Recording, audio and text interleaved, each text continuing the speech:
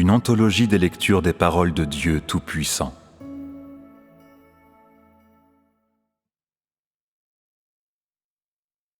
Déclaration de Christ au commencement, chapitre 1.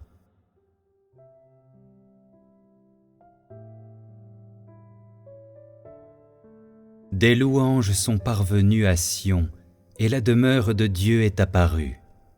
Le glorieux saint nom, loué par tous les peuples, est en train de se répandre. Ah, Dieu Tout-Puissant, le chef de l'univers, Christ des derniers jours, il est le soleil rayonnant qui s'est levé sur le mont Sion, dominant tout l'univers avec majesté et grandeur. Dieu Tout-Puissant, nous t'acclamons dans l'allégresse, nous dansons et chantons. Tu es vraiment notre Rédempteur, le grand roi de l'univers.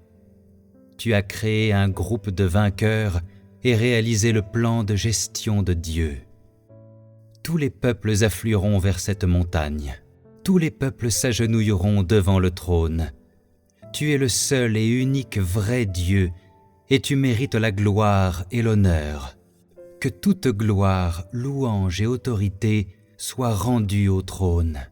La source de la vie coule du trône, abreuvant et alimentant les multitudes du peuple de Dieu. La vie change au quotidien. Une nouvelle lumière et de nouvelles révélations nous accompagnent, donnant continuellement accès à de nouvelles connaissances sur Dieu. On acquiert la certitude de Dieu par l'expérience. Ces paroles se manifestent sans cesse, se manifestent en ceux qui ont raison. Nous sommes en effet tellement bénis. Nous sommes face à face avec Dieu chaque jour, communiquons avec lui en tout et lui donnons la souveraineté en toutes choses. Nous réfléchissons attentivement à la parole de Dieu, notre cœur s'apaise en Dieu, et ainsi nous nous présentons devant lui et recevons sa lumière. Au quotidien, dans notre vie, nos actions, nos paroles, nos pensées et nos idées, nous vivons dans la parole de Dieu et nous sommes toujours capables de discernement. Sa parole guide le fil dans l'aiguille. Les choses qui se cachent en nous-mêmes se font jour l'une après l'autre de façon inattendue. L'échange avec Dieu ne peut être retardé. Nos pensées et nos idées sont mises à nu par Dieu.